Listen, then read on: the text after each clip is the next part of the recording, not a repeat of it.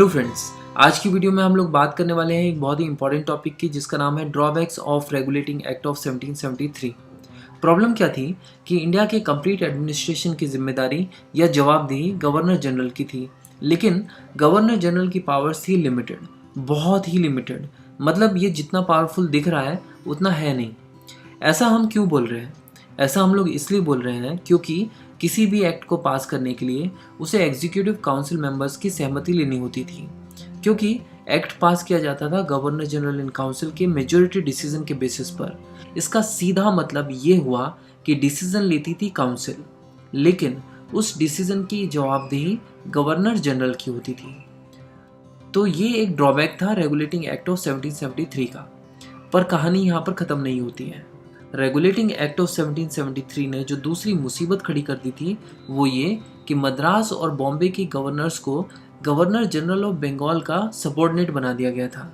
लेकिन किन विषयों पर वो गवर्नर्स इंडिपेंडेंटली काम करेंगे और किन विषयों पर उन्हें गवर्नर जनरल पर डिपेंडेंट होना होगा या उसकी परमिशन लेनी होगी, इसकी कोई क्लियर गाइडलाइंस नहीं थी। इसका एक्चुअली बहुत बुरा असर पड़ रहा था लोकल एडमिनिस्ट्रेशन पर। कभी कभी ये परमिशन लेना है या नहीं लेना है वाले मामले इतने उलझे हुए होते थे कि अच्छे अच्छे लोगों के सर में दर्द हो जाए और कोई आम आदमी हो तो खड़े खड़े गिर जाए। इसके अलावा एक और दिक्कत थी, सुप्रीम कोर्ट भी बनाए गए थे रेगुलेटिंग एक्ट ऑफ 1773 में। रेगुलेटिंग एक्ट ऑफ 1773 ने ये सोचा कि सुप्रीम कोर्ट और गवर्नर जनरल इन काउंसिल मिलजुल कर प्यार मोहब्बत के साथ काम करेंगे, लेकिन असल में ये दोनों एक दूसरे को खाने के लिए तैयार थे। सुप्रीम कोर्ट और गवर्नर जनरल इन काउंसिल के बीच भयंकर कॉन्फ्लिक्ट्स होते थे और इन मामलों को कौन सुलझाएगा इसका तो कोई पता नहीं था। होता क्या था कि गवर्नर जनरल काउंसिल एक्ट पास करते थे या बिल पास करते थे, लेकिन सुप्रीम कोर्ट उसको रजिस्टर करने से मना कर देता था। ऐसे बहुत सारे इंसिडेंट्स देखे गए।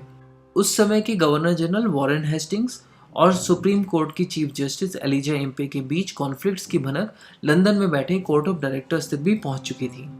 तो रेगुलेटिंग एक्ट ऑफ 1773 की कमियों को दूर करने के लिए एक के बाद एक दो एक्ट्स बनाए गए।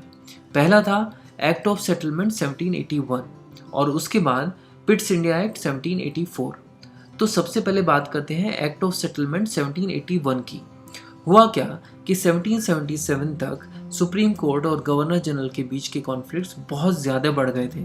गवर्नर जनरल ने इस बात की शिकायत कोर्ट ऑफ डायरेक्टर्स से की और कोर्ट ऑफ डायरेक्टर्स ने इस बात को ब्रिटिश गवर्नमेंट के पास रखा कि इस सिचुएशन में तो भैया इंडियन एडमिनिस्ट्रेशन में कुछ भी काम करना मुश्किल है।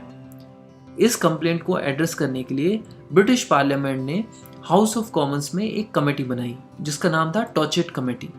टॉचेट कमेटी की रिपोर्ट और रिकमेंडेशंस पर ही एक्ट ऑफ सेटलमेंट 1781 लाया गया। एक्ट ऑफ सेटलमेंट का मेन ऑब्जेक्टिव था सुप्रीम कोर्ट और गवर्नर जनरल की पावर को क्लियरली डिफाइन और डिवाइड करना। सबसे इंपॉर्टेंट फैसला ये किया गया कि रेवेन्यू से जुड़े हुए सारे मामलों में सुप्रीम कोर्ट का कोई भी हस्तक्षेप नहीं होगा। ये सारे मामले गवर्नर जनरल और उसकी काउंसिल ही हैंडल करेगी। इसके अलावा सुप्रीम कोर्ट को कहा गया कि देखो भाई, इस बात का ख्याल रखो कि इंडियन लोग जो इंडियन नेटिव्स लोग हैं, उनके अपने लॉज हैं, उनके अपने कस्टम्स हैं, रिचुअल्स हैं, उनसे छेड़छाड़ मत करो। मतलब मुस्लिम लोगों के लिए मुस्लिम लॉज को मान्यता मिले और हिंदू लोगों के लिए ट्रायल करने के लिए हिंदू लॉज को प्रयोग किया जाए। इस एक्ट को अगर मोटे मोटे तौर पर समझा जाए तो इसने मेनली गवर्नर जनरल काउंसिल को फेवर किया और इस एक्ट ने गवर्नर जनरल इन काउंसिल को सुप्रीम कोर्ट से सुपीरियर एस्टेब्लिश कर दिया। इसके अलावा रेगुलेटिंग एक्ट ऑफ 1773 की दूसरी कमियों को दूर करने के लिए पिट्स इंडिया एक्ट को लाया गया, जिसे हम नेक्स्ट वीडियो में डिटेल में कवर करेंगे।